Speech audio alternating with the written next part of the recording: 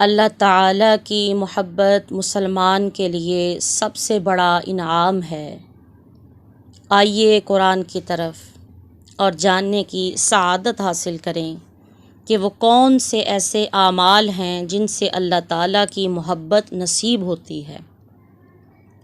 سورۃ الدہر میں اللہ رب العزت نے ارشاد فرمایا وَيُطْعِمُونَ الطَّعَامَ عَلَى حُبِّهِ مِسْكِينًا وَيَتِيمًا وَأَسِيرًا إِنَّمَا نُطْعِمُكُمْ لِوَجْهِ اللَّهِ لَا نُرِيدُ مِنكُمْ جَزَاءً وَلَا شُكُورًا۔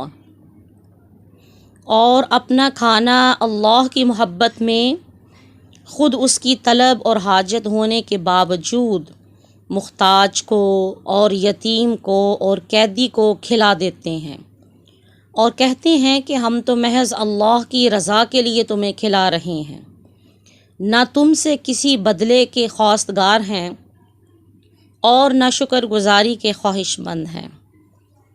رسول کریم صلی اللہ تعالیٰ علیہ وآلہ وسلم نے فرمایا، اور یہ حدیث متفق علیہ ہے، حضرت عبداللہ بن عمر رضی اللہ تعالیٰ عنہ سے روایت ہے کہ ایک آدمی نے رسول کریم صلی اللہ علیہ وآلہ وسلم سے عرض کیا، اسلام کا کون سا عمل بہتر ہے؟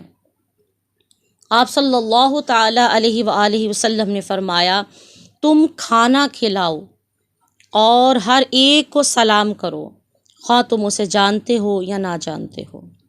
اس حدیث مبارکہ سے بھی یہ بات بالکل واضح ہو گئی کہ کھانا کھلانا اللہ تبارک و تعالیٰ کو بہت زیادہ پسند ہے۔ حاجت مندوں کو، ضرورت مندوں کو، بے سہارا لوگوں کو، غریبوں کو اپنی استطاعت کے مطابق، اپنی ہمت کے مطابق، اپنے اسٹیٹس کے مطابق ہم میں سے ہر مسلمان کو یہ عمل کرنا بہت ضروری ہے۔